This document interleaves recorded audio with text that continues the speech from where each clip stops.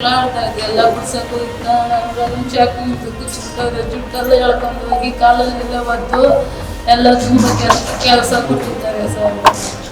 ಜಗಳ ಆಡ್ತಾ ಇದ್ದೆ ಎಲ್ಲ ಬಿಡ್ಸಕ್ಕೆ ಹೋಗಿದ್ದ ನಾನು ಚಾಕು ಕುಚ್ಚಿಬಿಟ್ಟವ್ರೆ ಜುಟ್ಟೆಲ್ಲ ಎಳ್ಕೊಂಡು ಹೋಗಿ ಕಾಲಲ್ಲೆಲ್ಲ ಒದ್ದು ಎಲ್ಲ ತುಂಬ ಕೆಲಸ ಕೊಟ್ಟಿದ್ದಾರೆ ಸರ್. ಮುಂಜಿನಾತು ಮುಂದಾಜು ಆನಂದು ಜುಟ್ಟೆಲ್ಲ ಎಳ್ಕೊಂಡು ಹೋಗಿ ಕಾಲಲ್ಲೆಲ್ಲ ಒದ್ದಿದ್ದಾರೆ ಸರ್. ಹಿಂಗ್ಸು ಅಂತ ನೋಡಿದೆ ನನಗೆ ಕೆಲಸ ಕೊಡ್ತಾರೆ. ಯಾವಾಗೂ ಚಾಕು ಮುಚ್ಚು ಎಲ್ಲ ಎತ್ಕೊಂಡು ಓಡಾಡ್ತಾರೆ ಸರ್. ನಮ್ಮ ಯಜಮಾನ್ ಕ್ಯಾದೆ ಕುಚ್ಚಕ್ಕೆ ಬಂದು ಕೈಯಲ್ಲಿ ಕುಚ್ಚಿಬಿಟ್ಟಾರೆ ಸರ್. ಮಕ್ಕಳೆಲ್ಲ ಮನೆಯಲ್ಲೇ ಅವರೇ ಸರ್. ಮಕ್ಕಳು ಮನೇಲಿ ಬಿಟ್ಟು ಬಂದಿರ್ತೀವಿ ಸರ್. ತುಂಬ ಕೆಲಸ ಕೊಡ್ತಾರೆ ಸರ್. ನನ್ನ ಹೆಸರು ಪ್ರವೀಣ.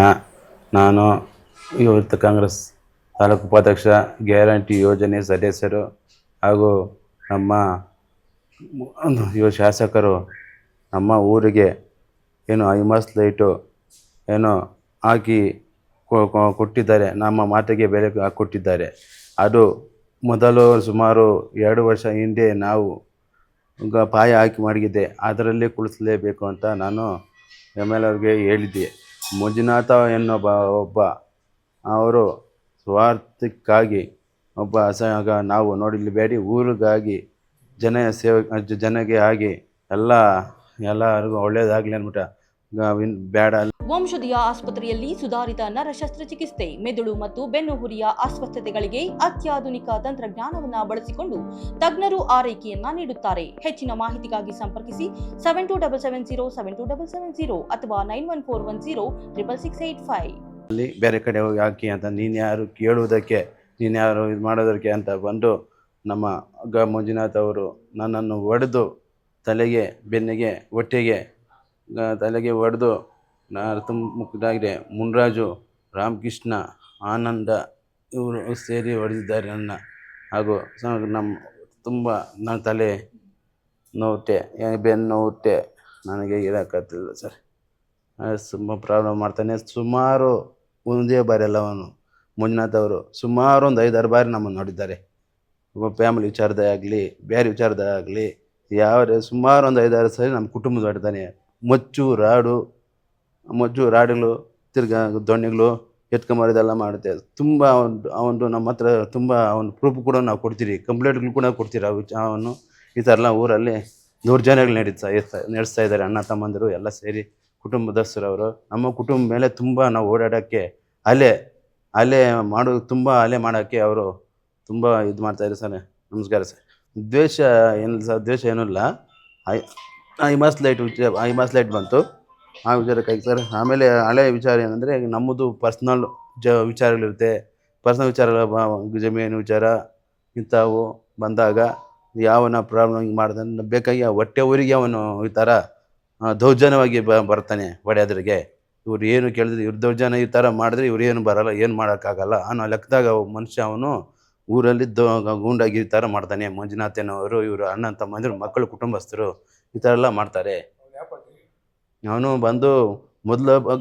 ಬಂದು BJP ಮೊದಲು ಬರೀ BJPನ ಈ ನಡಿಲೇ ಬಂದಿರೋ ಮನುಷ್ಯ ಕಾಂಗ್ರೆಸ್ ಪಾರ್ಟಿಗೆ ಬಂದು ನಮ್ಮ ಮೇಲೇ ದೌರ್ಜನ್ಯ ಮಾಡ್ತಾನೆ. ಇದೆ ಅದು ಶಾಸಕರ ಹತ್ರ ಬೆಳೀತಾ ಇದ್ದೀನಿ. ಹಾಗೂ ರಾಜಕೀಯದಲ್ಲಿ ಎಲ್ಲ ರೀತಿಯಲ್ಲಿ ನಾವು ಎಲ್ಲಿ ಗುರ್ಸ್ಕೊಂಡಿದ್ದು ಗೊತ್ತಿದೆ. ಅವ್ರನ್ನೇ ಏನೋ ಮಾಡಿ ಅವ್ರನ್ನ ಒಂದು ಇದು ಮಾಡಬೇಕು, ಕೆಟ್ಟ ಹೆಸರು ಮಾಡಬೇಕು, ತರಬೇಕು ಅಂತ ಅಂದ್ಬಿಟ್ಟು ಇವನು ನಮ್ಮನ್ನೆಲ್ಲ ಈ ಥರ ದೌರ್ಜನ್ಯಗಳು ಮಾಡಿ ಎಲ್ಲ ಲೀಡರ್ಗಳು ಕೆಟ್ಟ ಹೆಸರು ತರಿಸ್ಬೇಕು ಅಂದ್ಬಿಟ್ಟು ಈ ಥರ ಮಾಡ್ತಾಯಿದ್ದೆ ಮನುಷ್ಯ. ಇದು ಮಾಹಿತಿ ಶಾಸಕರಿಗೂ ಗೊತ್ತಿದೆ. ನಾವು ಹೇಳಿದ್ದೀರಿ ಶಾಸಕರಿಗೆ ಇಂಥ ಮನುಷ್ಯ ಹಿಂಗೆ ಮಾಡ್ತಾಯಿದ್ದಾರೆ ಅಂತ. ಅವನಿಗೆ ನಾನು ಹೇಳಿನಿ ಸುಮಾರು ಒಂದು 2-3 ಬಾರಿ ಇಂಥ ಕಂಪ್ಲೇಂಟ್ ಆದರೂ ಕೂಡ ಹೇಳಿದ್ದಾರೆ. ಅವನು ಅದೇ ಥರ ನಡ್ಕೊಂಡು ಹೋಗ್ತಾ ಇದ್ದಾನೆ. ನಮಗೆ ಅವನ ಮೇಲೆ ತುಂಬ ಕ್ರಮ ತಗೊಳ್ರಿ, ಅವನ ಒಳಗೆ ಹಾಕಲಿ, ಜೈಲಿಗೆ ಹಾಕ್ರಿ. ನಮಗೆ ತುಂಬ ಭಯ ಆಗ್ತಾರೆ ಊರಲ್ಲಿ ಓಡಾಡೋಗೆ. ತುಂಬ ರೌಡಿನ ಮಾಡ್ತಾನೆ ತಿರ್ಗ. ಆಮೇಲೆ ಅಷ್ಟಾದ್ರೂ ಕರ್ಪೂರ್ ಮರಗಳು ಹೊಡ್ಯಕ್ಕೆ ಹೋಗಿದ್ದಾನೆ. ನಮ್ಮ ಜಮೀನಿನಲ್ಲಿ ಕರ್ಪೂರ್ ಮರಗಳು ಹೊಡ್ಯಕ್ಕೆ ಗೂಡಾಗಿರಿ ಕೆಲಸ ಮಾಡಿದ್ದಾನೆ. ಆಮೇಲೆ ನಮ್ಮ ತಂದೆಯವರು ಗಾಡಿ ಎಲ್ಲೋ ಒಂದು ತಲೆ ನಿಲ್ಲಿಸಿದ್ದಾಗ ಅದರನ್ನು ಎತ್ತಿ ಮೋರಿಯಲ್ಲಿ ಬಿಸಾಕಿದ್ದಾರೆ. ನಾವು ಹಾಸ್ಪಿಟ್ಲ್ ಬಂದಿದ್ದಾದಮೇಲೆ ಇವು ಮಂಜುನಾಥ್ ಅವರು ಕುಟುಂಬಸ್ಥರು, ಅವ್ರ ಹುಡುಗರು ಸರ್. ನಾನು ರಮೇಶ್ ಅಂತೇಳಿ ಕರ್ನಾಟಕ ಹಿಂದೂ ಸಂಘಟನೆಗಳ ಒಕ್ಕೂಟ ಇದರ ಒಂದು ರಾಜ್ಯ ಸಂಚಾಲಕನಿದ್ದೀನಿ. ಆಮೇಲೆ ಮೇಲಾಗಿ ಇವತ್ತು ಏನು ಇದೇ ಮಾಲೂರು ತಾಲೂಕು ಮಾಸ್ತಿ ಹೋಬಳಿ ಕರಿಸಂದ್ರ ಗ್ರಾಮದಲ್ಲಿ ದೌರ್ಜನ್ಯಗೊಳಗಾಗಿರೋಂಥ ಕುಟುಂಬ ಕೂಡ ನನ್ನ ಸಂಬಂಧಿಗಳಾಗಿದ್ದರಿಂದ ನಾನು ಇವತ್ತು ಅವರಿಗೆ ಒಂದು ನ್ಯಾಯ ಕೊಡಿಸುವಂಥ ನಿಟ್ಟಿನಲ್ಲಿ SNR ಹಾಸ್ಪಿಟ್ಲಿಗೆ ಕೋಲಾರಿಗೆ ಬಂದಿದ್ದೀನಿ. ಇಲ್ಲಿ ಬಹಳ ನೋವಾಗ್ತದೆ. ಏನು ಪ್ರವೀಣ್ ಮತ್ತು ಪ್ರಸನ್ನ ಲಕ್ಷ್ಮೀನಾರಾಯಣ್ ಮೇಲೆ ಮಂಜು ಅಲಿಯಾಸ್ ಮಂಜುನಾಥ್ ಮತ್ತು ಅವರ ತಂಡ ಅವರ ಪಟಾಲರು ಏನು ಪದೇ ಪದೇ ಆ ಕುಟುಂಬದ ಮೇಲೆ ಹಲ್ಲೆ ಮಾಡ್ತಾಯಿದ್ದಾರೆ, ಅದನ್ನು ಖಂಡಿಸಿ ನಾನು ಇವತ್ತು ಆ ನ್ಯಾಯ ಕೊಡಿಸುವಂಥ ನಿಟ್ಟಿನಲ್ಲಿ ಅವರ ಜೊತೆ ಕೈ ಜೋಡಿಸ್ಬೇಕು, ಅವ್ರ ಪರವಾಗಿ ನಿಂತ್ಕೊಬೇಕು ಅನ್ನೋ ದೃಷ್ಟಿಯಿಂದ ನಾನು ಇವತ್ತು ಬಂದಿದ್ದೀನಿ. ಮಾಧ್ಯಮದವರು ಕೂಡ ಇದಕ್ಕೆ ಸಹಕರಿಸಬೇಕು. ಏನು ಕಳೆದ 3 ವರ್ಷಗಳಲ್ಲಿ ಈ ಕುಟುಂಬದ ಮೇಲೆ ಮಂಜುನಾಥ್, ಆನಂದ್, ಮುನ್ರಾಜು ಕರಿಸಂದ್ರ ಗ್ರಾಮದ ಮಾಜಿ ಗ್ರಾಮ ಪಂಚಾಯಿತಿ ಸದಸ್ಯ ಸುಮಾರು 4 ರಿಂದ 5 ಬಾರಿ ಸತತವಾಗಿ ಈ ಒಂದು ಕುಟುಂಬದ ಮೇಲೆ ಮಾರಣಾಂತಿಕ ಹಲ್ಲೆ, ಕೊಲೆ, ಬೆದರಿಕೆ, ಈ ಆ್ಯಕ್ಚುಲಿ ಮರ್ಡರ್ ಆಗಬೇಕಾಗಿತ್ತು. ಈ 3 ದಿನಗಳಿಂದ ಏನು ಈಗ ಹಲ್ಲೆ ಮಾಡಿರೋಂಥದ್ದು ಭಗವಂತ ದೇವ್ರ ದಯ ಆ ಕುಟುಂಬ ಗೆ ಪರವಾಗಿ ಇದ್ದಿದ್ದರಿಂದ ಅವರು ಜೀವಂತವಾಗಿದ್ದಾರೆ. ನನಗೆ ಬಹಳ ಬೇಸರ ಆಗ್ತಾ ಇರೋಂಥದ್ದು, ಇಷ್ಟು ಒಂದು ಗ್ರಿವಿಯಸ್ ಒಂದು ಸಿವಿಯರಲ್ಲಿ ಆಗಿದ್ದರೂ ಕೂಡ ಕೋಲಾರ ಜಿಲ್ಲೆಯಲ್ಲಿ ಇವತ್ತು ನಾನು ಬಂದಿರೋ ಉದ್ದೇಶ, ಕೋಲಾರ ಜಿಲ್ಲೆಯಲ್ಲಿ ಕಾನೂನು ಮತ್ತು ಸುವ್ಯವಸ್ಥೆ ಬಂದು ಬಹಳ ಹದಗೆಟ್ಟಿದೆ. ಪೊಲೀಸ್ ಇಲಾಖೆ ಏನು ಮಾಡ್ತಾಯಿದೆ, ಯಾಕೆ ಪೊಲೀಸ್ ಇಲಾಖೆ ಬಂದು ಈ ಥರ ಕಾನೂನು ಕೈಗೆತ್ತಿಕೊಳ್ಳೋರ ಮೇಲೆ ಕಾನೂನು ಬಗ್ಗೆ ಒಂದು ಭಾಳ ಕಟ್ಟುನಿಟ್ಟಾದ ಒಂದು ಕ್ರಮ ತಗೊಳ್ಳದೆ ಕಣ್ಣು ಮುಚ್ಕೊಂಡು ಕೂತಿದ್ದಾರೆ ಅಂಥೇಳಿ ನನಗೆ ಭಾಳ ನಾನು ಅವರ ನಡೆಯನ್ನು ಅರ್ಥ ಮಾಡ್ಕೊಳ್ತಾ ಇಲ್ಲ. ಅದು ಭಾಳ ವಿಷಾದನೀಯ.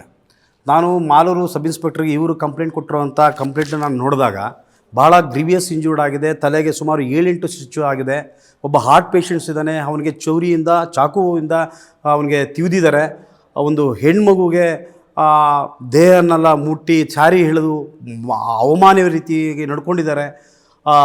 ಮತ್ತು ಪ್ರಸನ್ನ ಅನ್ನೋ ವ್ಯಕ್ತಿ ಮೇಲೆ ಬಂದು ರಾಡು ಮತ್ತು ದೊಣ್ಣೆಯಿಂದ ಮುಚ್ಚಿಂದ ಹೊಡೆದಿದ್ದರೂ ಕೂಡ ಮಾಸ್ತಿ ಪೊಲೀಸ್ ಠಾಣೆಯವರು ಯಾಕೆ ಆ ವ್ಯಕ್ತಿಯನ್ನು ಒಂದು ಏನು ಒಂದು ಅವಾಯ್ಡ್ ಮಾಡೋ ರೀತಿಯೋ ಅಥವಾ ಆ ಒಂದು ಮರೆಮಾಚೋ ರೀತಿಯೋ ಅಥವಾ ಆ ವ್ಯಕ್ತಿಯನ್ನು ಕಾಪಾಡುವಂಥ ನಿಟ್ಟಿನಲ್ಲಿ ಸೆಕ್ಷನ್ BNS ಪ್ರಕಾರ 109 ಹಾಕಬೇಕಾಗಿದ್ದು ಹಾಕಿಲ್ಲ. ಅದು ಯಾವ ಕಾರಣಕ್ಕೆ ಹಾಕಲಿಲ್ಲ ಅಂತ ನನಗೆ ಗೊತ್ತಾಗಲಿಲ್ಲ. ಕಂಪ್ಲೇಂಟಲ್ಲಿ ಭಾಳ ಕ್ಲಿಯರಾಗಿ ಮೆನ್ಷನ್ ಮಾಡಿದ್ದಾರೆ, ಅವಳು ಭಾಳ ಸಿವಿಯರ್ ಇಂಜೂರ್ ಆಗಿದ್ದಾರೆ ಅಂತ.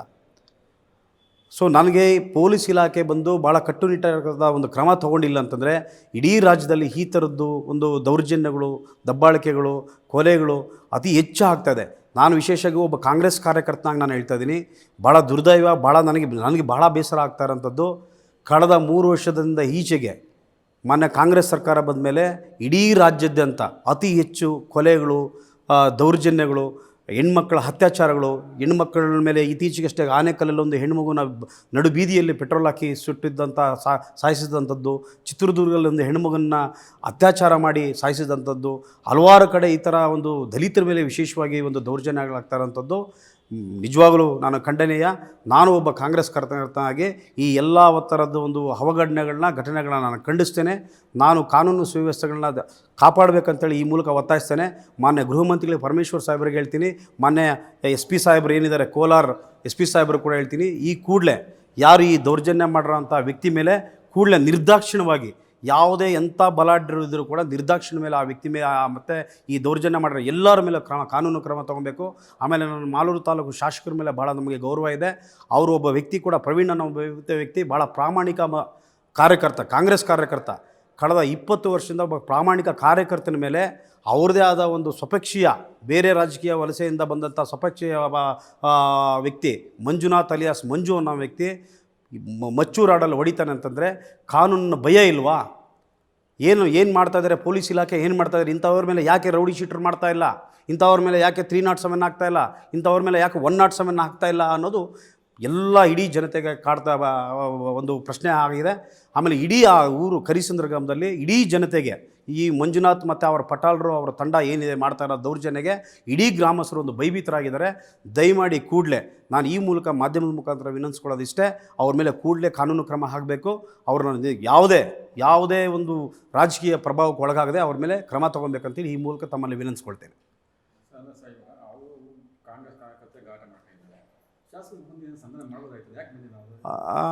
ತಮ್ಮ ಪ್ರಶ್ನೆ ಭಾಳ ಸರಿ ಇದೆ. ಯಾಕೆಂತಂದರೆ ಇಬ್ಬರು ಕೂಡ ಹೊಡೆದಿರೋವಂಥವ್ರು, ಒದೆ ತಿಂದಿರೋಂಥ ಕೂಡ ಇಬ್ಬರೂ ಸ್ವಪಕ್ಷೀಯರಾಗಿರೋದ್ರಿಂದ ಕಾಂಗ್ರೆಸ್ ಪಕ್ಷರಾಗಿರೋದ್ರಿಂದ ಶಾಸಕರಾಗಲಿ ಅಥವಾ ಭಾಳ ತಾಲೂಕು ಮಟ್ಟದ ಅಧ್ಯಕ್ಷರಾಗಲಿ ಅಥವಾ ಉನ್ನತ ಮಟ್ಟದ ಯಾವರೇ ಒಂದು ಭಾಳ ಹಿರಿಯರಾಗಲಿ ಅವರು ಕರೆದು ಸಂಧಾನ ಮಾಡೋಂಥ ಕೆಲಸ ಈ ರೀತಿ ಮುಂದೆ ಕಾನೂನು ಎತ್ಕೊಳ್ಬಾರ್ದು ಅಂತೇಳಿ ಅವ್ರಿಗೆ ಒಂದು ತಿಳಿ ಹೇಳಿ ಅವ್ರನ್ನ ಸಂಧಾನ ಮಾಡ್ಬೋದಾಗಿತ್ತು.